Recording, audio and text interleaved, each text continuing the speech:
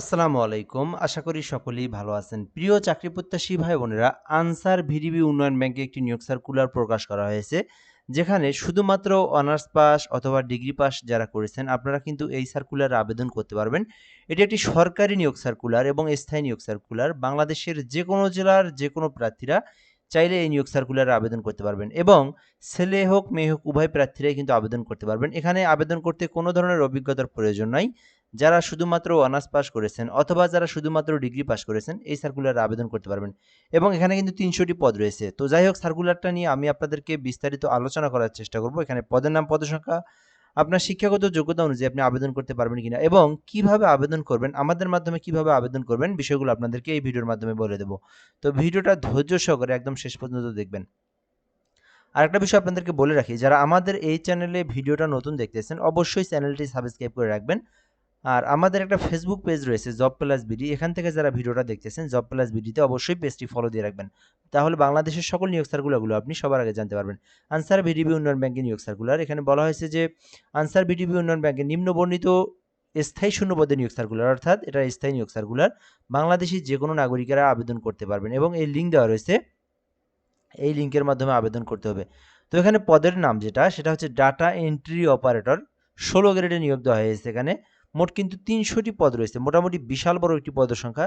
বর্তমানে এই আবেদনটা চলমান রয়েছে। শিক্ষাগত যোগ্যতা ও অভিজ্ঞতা চাওয়া হয়েছে। যারা শুধুমাত্র অনার্স পাস করেছেন, অর্থাৎ বলা হয়েছে যে কোনো স্বীকৃতি বিশ্ববিদ্যালয় হইতে স্নাতক অথবা ডিগ্রি, যারা শুধুমাত্র স্নাতক মানে অনার্স পাস করেছেন, বা ডিগ্রি মানে যারা শুধুমাত্র ডিগ্রি পাস করেছেন, অনার্স পাস করেও আবেদন করতে পারবেন, আবার আপনি শুধুমাত্র ডিগ্রি পাস করলেও আবেদন করতে পারবেন।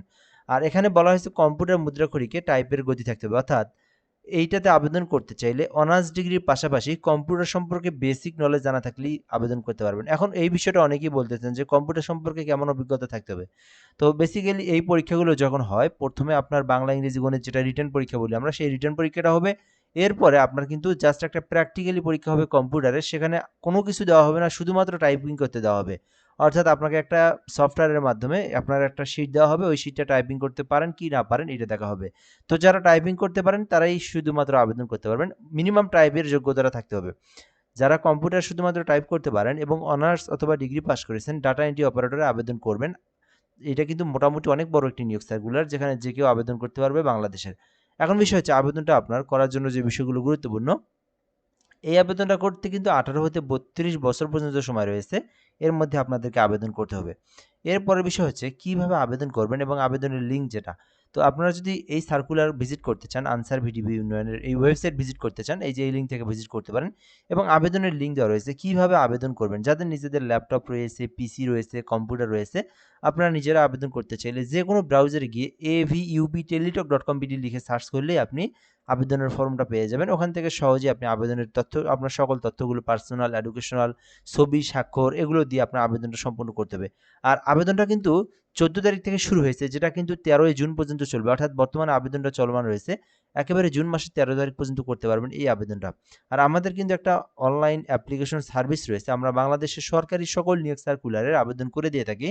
তো এই সার্কুলারে কেউ যদি ঘরে বসে থেকে একদম নির্ভুলভাবে আবেদন করে নিতে চান, তাহলে আপনাকে এই নাম্বারে হোয়াটসঅ্যাপে এসএমএস করতে হবে। তো আপনার ডকুমেন্টগুলো যেগুলো প্রয়োজন আবেদন করতে, সেই ডকুমেন্টগুলো আপনি আমাদেরকে দিবেন। আমরা আপনাকে সঙ্গে সঙ্গে আবেদন করে দিয়ে আবেদনের যে কপি, অর্থাৎ অ্যাপ্লিকেশন কপি আমরা যেটাকে বলি, সেই পিডিএফটা আপনাকে সঙ্গে সঙ্গে দিয়ে দেবো। তো আপনি চাইলে আমাদের মাধ্যমে এই নাম্বারে যোগাযোগ করে আবেদন করে নিতে পারেন ঘরে বসে একদম নির্ভুলভাবে।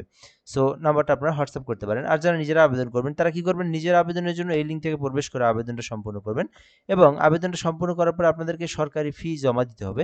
এখানে বলা হয়েছে আপনি যদি আবেদন করে থাকেন সেই ক্ষেত্রে আপনার 112 টাকা আপনাকে ফি জমা দিতে হবে, যেহেতু 16 গ্রেডের সরকারি ফি 112 টাকা, এটা আপনাকে জমা দিতে হবে। আর এই জমা দেওয়ার প্রসেসটা হচ্ছে আপনারা অবশ্যই এই 112 টাকার সঙ্গে আরও 10 টাকা বেশি রিচার্জ করবেন, যেহেতু দুইটা এসএমএস সহ 6 টাকার মতো কেটে নেয়।